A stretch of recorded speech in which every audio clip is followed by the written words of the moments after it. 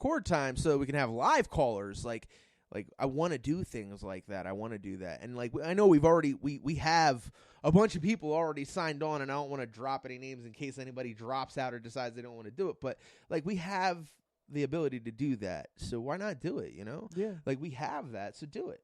And it's just, to me, it's all about that experience. To me, bouncing back is the experience of getting to know other people's struggles and understanding those struggles and understanding how to get by. Because, hey, I might go through that one day and I need to know how you did it just in case. Yeah. And not only that, the different perspectives too. And like the people that have already expressed interest of being on the show with us come from both sides of everything. Mm-hmm. People in treatment, people that run treatment, people that run criminal courts, probation officers, people that are in recovery themselves from mental health and addiction, that also work in the treatment field, you know, and people just in general that want to share their story. Absolutely, man. I know a lot of people who they can't, like, they have a hard time talking about their story. And talking about your story and saying it is how you bring clarity to yourself about issues. And, you know, I was just saying to you guys before we started recording how it was so great that if I'm sitting here telling my story, if there's anything that I am, like, having anxiety about, I can just look up and not have to see anybody. Like, there's nobody here. Having your voice heard, but not necessarily being seen. Right. And to not have to feel like all eyes are on you at that time. It gives you that option. It gives you that opening that you may not have had before, and I'm glad that we're able to do that, and I can't wait to have that experience. There is a certain level of comfort there. I remember, like, when I was going to meetings, like, really heavily, I used to avoid meetings with, like, a lot of people. And I felt like for the main part, it was because when there's a lot of people around, people only share surface stuff. You know what I'm saying? They don't share the meat and potatoes of what they've got going on. But if you go to like somewhere where there's a lower attendance, 10, 12, maybe 15 people, conversation gets a little deeper and there's a lot more understanding and processing going on. Yeah, most definitely. I've lately kept most of my talking for when I speak one-on-one with you guys. Like, that's where most of my stuff gets to come out anymore. I try to talk at those meetings and stuff, but it just doesn't seem the same anymore. I don't know. I guess I'm just all 12-stepped out. Not even just 12-step. I mean, I've gone to a lot of different groups now. I've checked out the Refuge Recovery, the Smart Recovery. I've like I said, I participate in some journaling groups, and even some of them get pretty big, and I'm just not into speaking. Not into yeah. it, like I'll sit there and listen, which is cool. Sometimes I need to do that.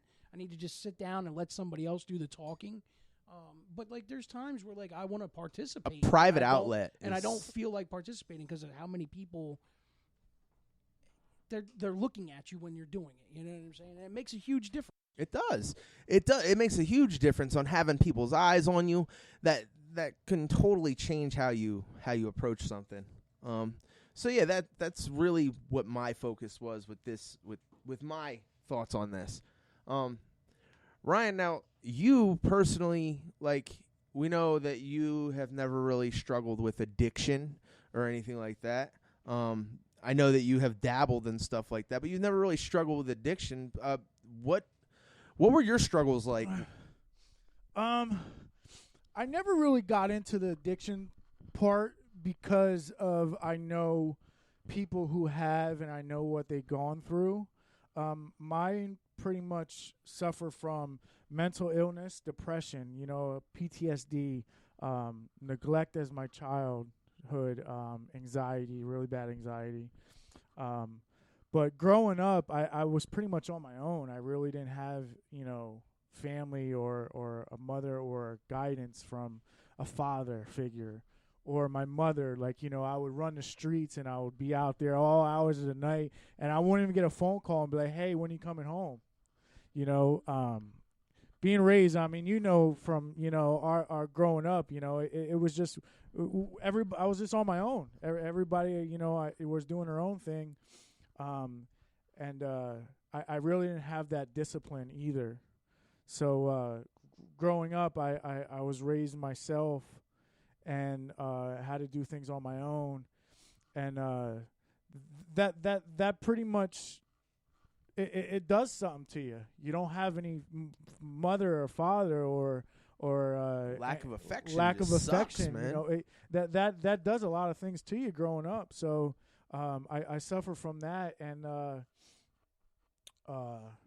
my dad passed away. You know, probably I think it was probably about 8 years now, but just recently, my mom she was staying with me for a while, and she screwed me over really pretty bad, and just left and didn't say anything to me. So I haven't spoken to her since. You know, that does a toll on me. You know, trying to fight for my kids. You know, my kid's mother kept my kids from me. Yeah. She keeps them away from me. I'm not a bad person. You know, I don't do drugs. I got a good job. You know, I suffer from different things. Of course, everybody does. Yeah. But you know, it's a work in progress. So that played a toll on me.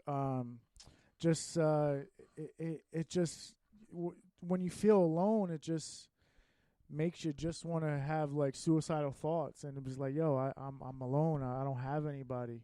I think the only reason that I may have gotten past like suicidal thoughts and stuff like that was because I turned to substance abuse. You know, I dealt with the depression heavy, and especially coming with like coming from the physical, like the not the sexual abuse, but like the physical abuse in the household. Like those things took a toll on me in that way. So like I get it. Like the depression holes that you can get caught in are just. I never really had an outlet to go to. You know, I never really like, oh, I'm depressed, I'm gonna drink a case of beer or pop a couple of Xanax or whatever. Right, and see, for me, like, it was different. Like, my suicidal thoughts didn't come in until like the end of my using. You know, I literally felt like I was at the end of my rope, and there was I didn't see another alternative. I didn't see another way out other than, okay, let's just go ahead. I'm not only going to end my suffering, I'm going to end everybody else's suffering too, because people were tired of dealing with me at that point. You know what I'm saying? Of course. And that's just the way it comes down to. Is I never really had any of these thoughts until probably just recent. So my mental health is very new to me. I never really, I had that fuck it attitude. I really didn't care. Oh, it is what it is. You know, I guess that's the way life is. So I'm thinking, you know, that's the way things are.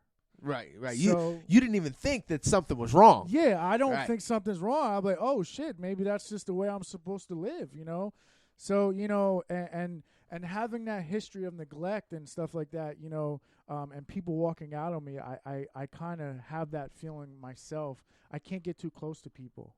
You know, even my wife, our marriage is very touchy because of that. You know, I can't get real close to her. I can't talk to her about things. You know, I can't open up because I have that history. You know, of if I do that, they're gonna walk out on me.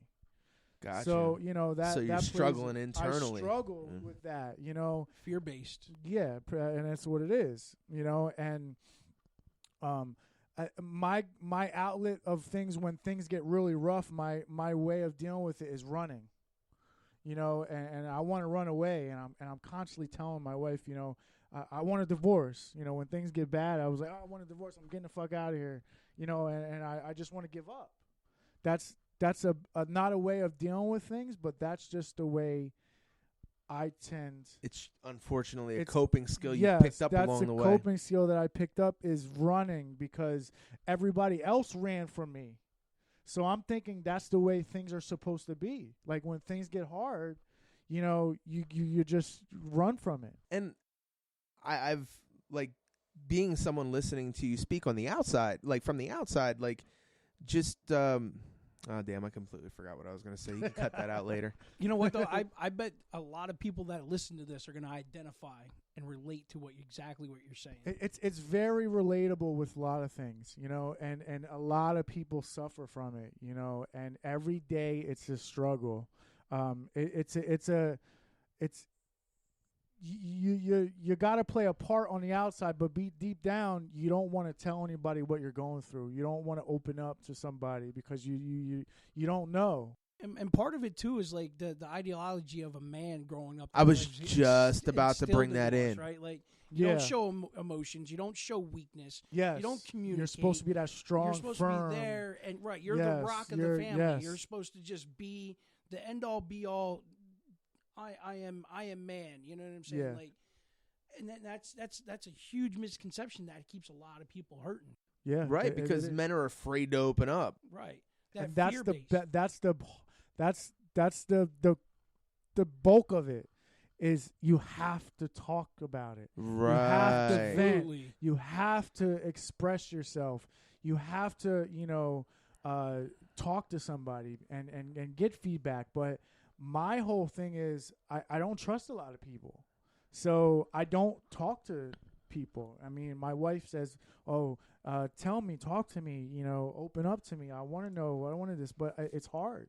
It's not just you. I believe that can typically be a man thing. Like a lot of us men, we bottle things up, and then we do things like I said I did, like where I bottle things up so much that I explode. And I think you express that you do that Yes, as well. I do. Like that's just something that we do. And not all men do that. I'm sure that there's some guys who don't feel like they need to do that, and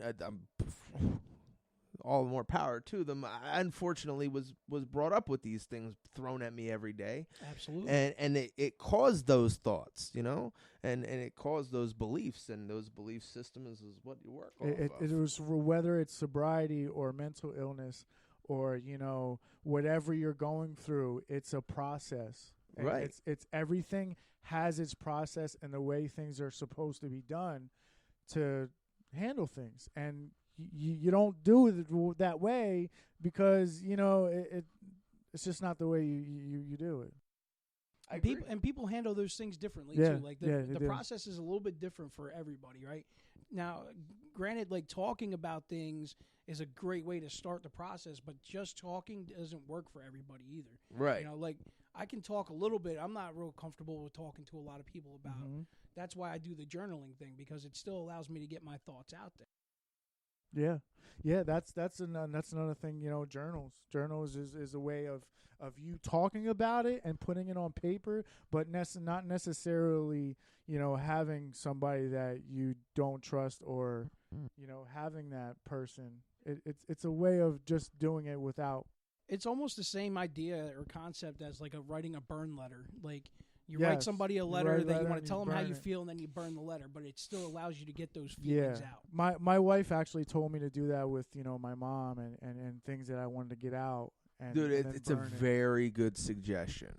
Yeah, It is. I think I might end up doing that one day. But it's a day by day process. I mean, with Absolutely, everything, it is. and I'm hoping this podcast is sort of that way of expressing things. It's your outlet. It's an outlet. Yeah, no, absolutely.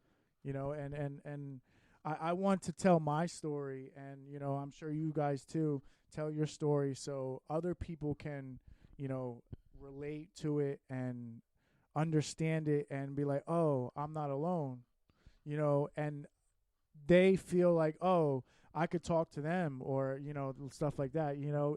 It's you change the world. What is that? You change the world one person at a time. Or something. Absolutely. So if this podcast helps one person, then we pretty much succeeded. I 100% agree, man. And the way you perpetuate change is by keeping your voices heard. Yeah, Absolutely. you're absolutely right. What's your? Well, I want to go around real quick before we wrap things up.